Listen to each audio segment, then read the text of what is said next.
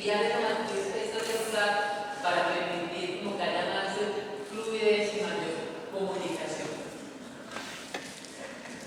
Esta es otra. Esta está en inglés, pero yo creo que en inglés. Esta es la misma es complementaria.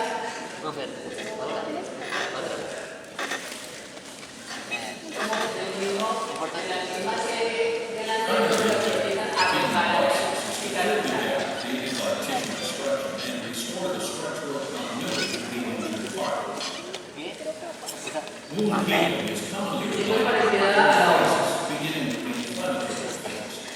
Inflammation aims primarily at removing the injury-causing agent and limiting the extent of tissue damage as it prepares the wound environment for healing. Inflammation is manifested by redness, swelling, heat, pain, and loss of function. The phase begins with arterioles and venules near the site of injury constricting briefly. Then the vessels dilate, promoting congestion. An accompanying increase in capillary permeability leads to the movement of fluid into the affected tissue. Increasing viscosity causes the blood to flow more slowly, and clotting occurs. Phagocytic white blood cells, or leukocytes, emigrate through the vessel walls into the inflamed tissue, where the leukocytes engulf and degrade the bacteria and cellular debris in a process called phagocytosis. Phagocytosis is part of the immune mechanism to prevent an infection that would impair wound healing. Subsequently, the release of growth factors leads to the attraction of fibroblasts. The arrival of fibroblasts marks the beginning of the second phase of wound healing, the proliferative phase. During the proliferative phase, the focus moves to the building of new tissue to fill the wound space. Fibroblasts are connective tissue cells that synthesize and secrete collagen. They also secrete growth factors that induce the growth of blood vessels through a process called angiogenesis, while promoting endothelial cell proliferation and migration. The fibroblast and endothelial cells form granulation tissue that serves as the foundation for scar tissue development. Granulation tissue contains newly developed capillary buds. The tissue is soft and pink, and because it is fragile, granulation tissue bleeds easily. The newly formed blood vessels are leaky and allow plasma proteins and white blood cells to leak into the tissues. The final component of the proliferative stage is epithelialization, which is the regeneration, migration, proliferation, and differentiation of epithelial cells at the wound's edge to form a new surface area similar to that destroyed by the injury. By the end of the proliferative stage, white blood cells leave the wound site, edema diminishes, and the wound begins to blanch as the small blood vessels become thrombosed and degenerate. The third phase of wound healing is the remodeling phase. It begins after about 3 weeks and can continue for 6 months or longer. During this stage, final scar tissue is being formed by simultaneous synthesis and lysis of collagen. Clinically, the scar becomes avascular. Scar tissue may achieve 70 to 80% tensile strength by the end of 3 months. Wound healing consists of filling the gap created by tissue destruction, followed by restoration of the structural continuity of the injured part through 3 phases of healing. The inflammatory phase, the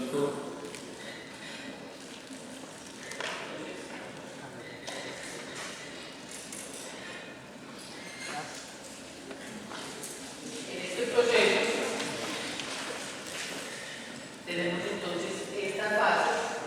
Hay formación de nuevos vasos sanguíneos, de migración y proliferación de fibroblastos, depósitos de matriz extracelular y hay una remodelación de ese tejido. ¿Cuántas de aplicaciones les quedan a ustedes?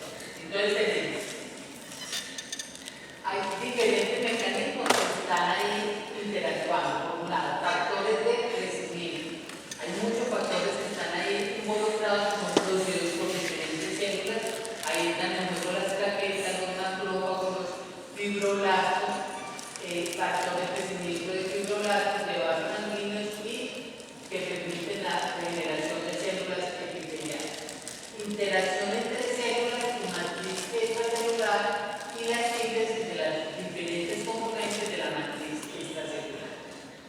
Y muy importante, todo este proceso de remodelación son las metaloproteínas con proteasas que están permitiendo que tanto que las células cercanas están permitiendo que las células empiecen a formar de nuevo el epitelio en caso que sea una herida en la piel, y son muy importantes en el proceso de remodelación. Entonces yo quiero que remodelación ustedes se imaginen. Primero, el luego que hicimos aquí ahora, estamos echando cemento. ¿Todos han visto alguna vez algún oficial rebujando echando cemento? ¿O lo han hecho alguna vez? Nunca. Entonces primero empiezan a echarle el pegote del cemento con arena y ustedes ven que quedan una cosa, una pasta y una torta, pues el compañero, decora una torta. Al principio echaba una masa grande y luego empieza a pulir. Ese proceso de pulido es un proceso de remodelación. Le llegan muchas células, están ahí migrando, colágeno, se va formando un tejido fibrótico y luego empieza el proceso de remodelación donde juega un papel muy importante las metaloproteínas. Y los macrófagos particularmente producen unas metaloproteínas muy importantes en todo ese proceso.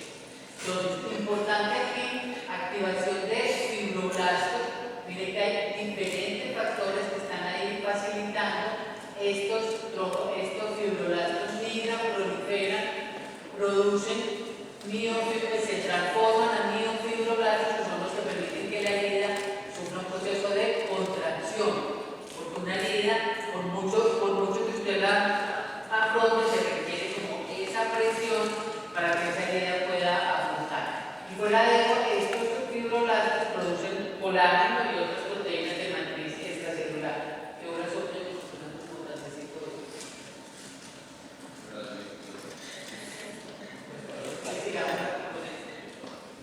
entonces, ya como ustedes lo vieron en el video, también tiene otro proceso de reepitelialización.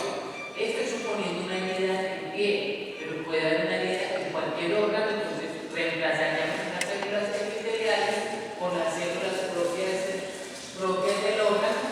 Entonces aquí, para formar de nuevo esos epitelios, son los queratinocitos adyacentes los que tienen que proliferar, pues tienen inicialmente que emigrar, proliferar en respuesta a todos estos otros factores.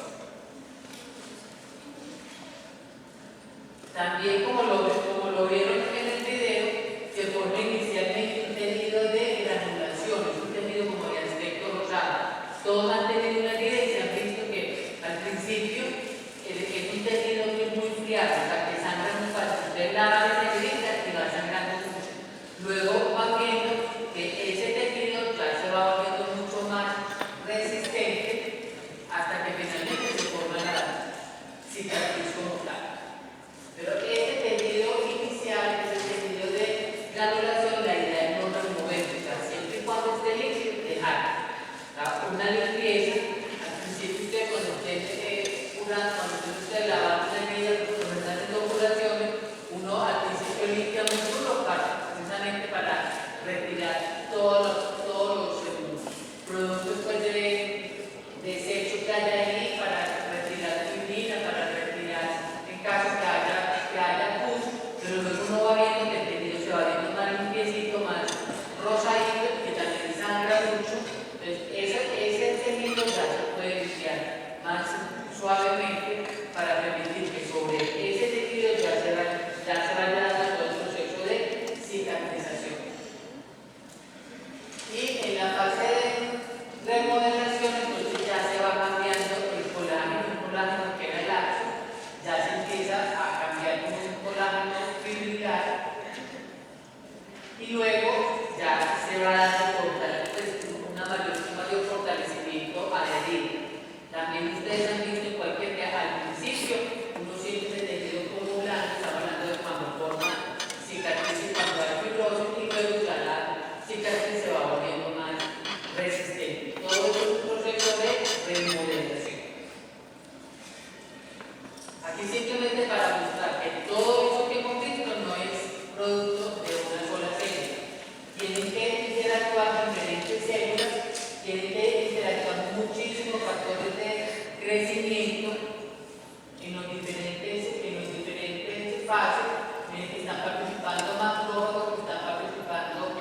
fibroblastos, hay plaquetas, hay neutrófilos inicialmente. Yo simplemente un esquema para ver que no es un proceso único, sino que es un proceso que tiene que estar interactuando tanto células como factores de crecimiento como contacto entre células con matriz extracelular y cómo también se tienen que ir sintetizando de nuevo a la matriz extracelular.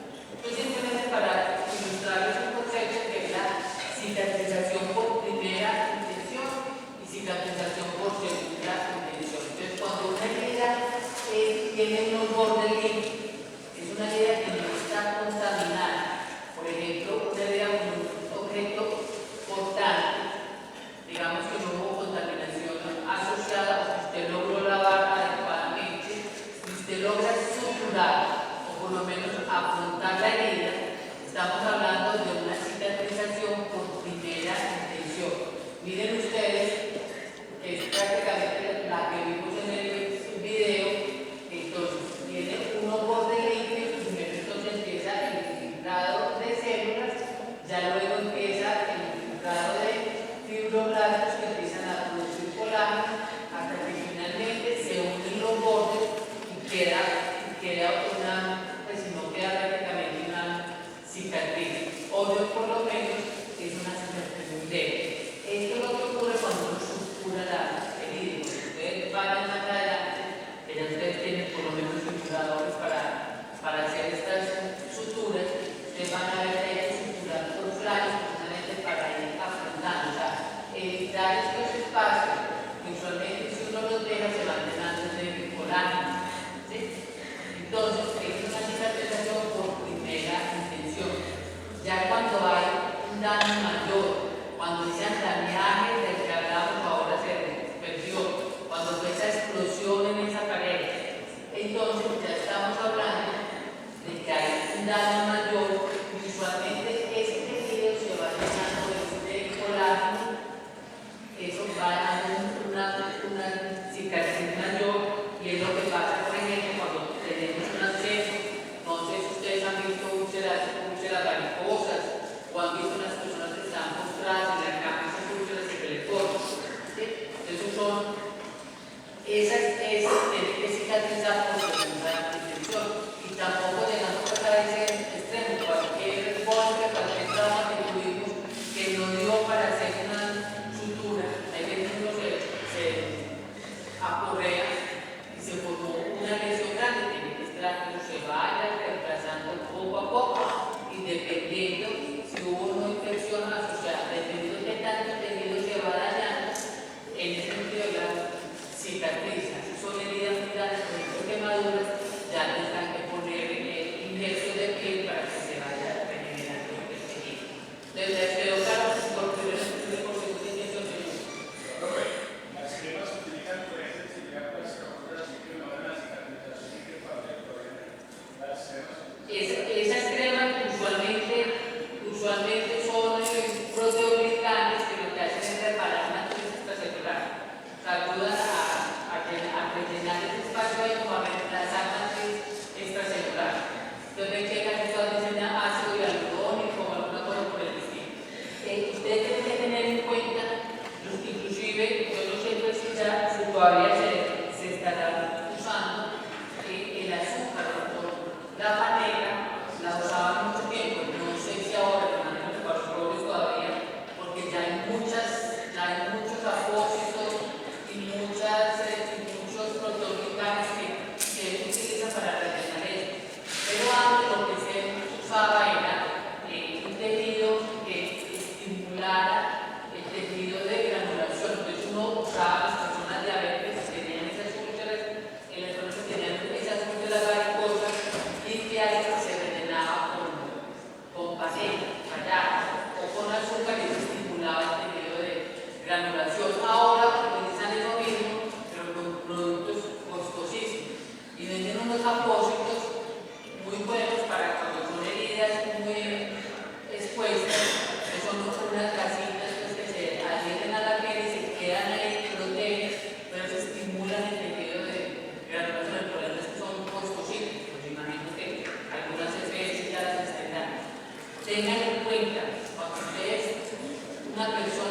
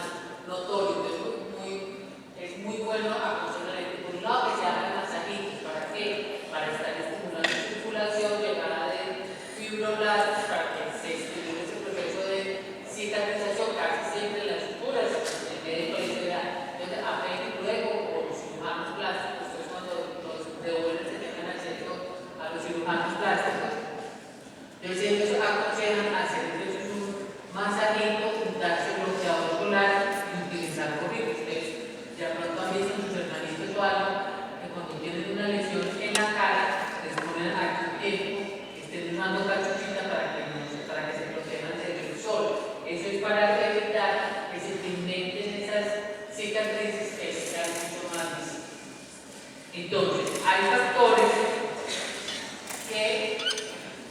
sistémicos y factores locales que dificultan el proceso de cicatrización. Entre los artículos que les voy a mandar, hay unos en español sobre cicatrización, que es muy bueno que lo lean. También están así rápido de leer de uno sentarse media hora y lo leen. Simplemente para que ambiente pues el tema. De nutrición, edad avanzada, enfermedades metabólicas tipo diabetes, problemas circulatorios y algunos medicamentos como los corticosteroides retrasan el proceso de cicatrización. Y factores locales, que aquí también juega mucho, si hay infecciones asociadas, si hay un cuerpo extraño, en esa lesión, el tamaño y localización y clase de las heridas. Entonces no es lo mismo una heridita pongamos en el brazo donde hay buena circulación, o en cuero cabelludo donde hay mucha irrigación sanguínea, que otras heridas en otras partes donde hay menor circulación. Fuera de eso, en los pacientes diabéticos, por ejemplo, se demora mucho más el proceso de cicatrización. Hay algunas complicaciones en las cicatrizaciones. Uno es dehiscencia de la línea, entonces circularon muy bien, hicieron muy bien el nudo y se reventó el nudo, por decirlo así. Eso es una la herida se abrió. Eso es una dehiscencia de una herida. Después le van a enseñar un poquito y que luego ponen para la piel y le hacen una muestra en la mitad y afrontan. Afrontan que la herida, el síntoma, donde esté la incisión, ahí quede la muestra. Pero cuando no es en la piel, sino por ejemplo es en cavidades, por ejemplo en la cavidad abdominal, entonces eso puede llevar a una evitación. O sea, que se le abrió la herida y sale, sobre todo si es el peritoneo, que la persona tiene exposición de vísceras. Eso lo van a ver ustedes mucho cuando estén tocando con cirugía. Muchos pacientes que tienen una peritonitis, muchas veces tienen ya herida para que se pueda curar esa peritonitis y luego de hacer otra cirugía para volver a cerrar. También han visto ustedes alguna vez cicatrices hipertróficas, lo que llaman keloides. Entonces hay gente que cicatriza, ya le voy a poner un ejemplo, hay gente que cicatriza con demasiado tejido fibroso. Eso se llama un keloide. O también puede haber una retracción excesiva. Si una persona que se quemó no le hace una buena inmovilización, ustedes han visto por ahí gente que tiene, por ejemplo, el brazo inmovilizado, que no puede estirar porque cicatrización, contractura, o gente por ahí, sobre todo gente del campo con los dedos pegados, porque no hubo una adecuada inmovilización y una posición fisiológica para que no se fuera a pegar con contractura. Lo vemos sobre todo en zonas rurales que no tienen acceso pues, a servicios médicos. Entonces veo personas con cosas que no, pues que independiente de que se hubiera quemado o no, si hubieran hecho un manejo adecuado, una movilización adecuada, pues no es lo mismo que con la cicatriz aquí en el dedo que hace con la cicatriz así y es. No sé ahora qué tan frecuente será, pero se lo veía mucho. La alteración en la pigmentación, lo que les estaba comentando ahora, y la cicatriz dolorosa. Algunas veces cada lesión afecta algunas terminaciones nerviosas y las personas quedan con esa neurona, o sea, con ese dolor debido a un golpe en una terminación nerviosa y es una complicación bastante aborriosa. Esto es un keloide. Es más frecuente en personas de raza negra que tienen una tendencia a formar keloides, pero aún así hay blanquitos que pueden también formar keloides. Ahí ya eso entraría a ver la identificación con esteroides, alguna cirugía plástica como con más cuidado. pero que se sanen completamente es muy difícil, porque es una tendencia a formar, a cicatrizar de esta forma periódica. Pasemos ahora a inflamación crónica. Entonces, para terminar cicatrizaciones, recomiendo que lean los dos artículos que les voy a poner ahí. Para los videos se los voy a poner por aparte, porque si quieren volver a ver, les pongo un archivito aparte que diga videos. Entonces, como mencionamos al principio, entonces una inflamación crónica es una inflamación que dura de semanas a meses. Puede ser continuación de una inflamación aguda, como estamos en el esquema inicial. Puede ser que el proceso inflamatorio agudo se esté repitiendo o algunas veces se inicia como inflamación crónica.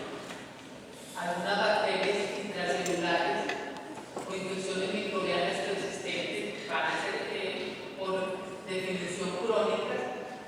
Exposiciones prolongadas a agentes potencialmente tóxicos es muy frecuente en trabajadores de minas, ¿sí?, que tengan inflamaciones pulmonares crónicas, por ejemplo, venirios, psicosis, sin que sea un proceso infeccioso, y esa parte quiero que les quede clara. Pueden ser infecciones virales o pueden ser infecciones autoinmunes.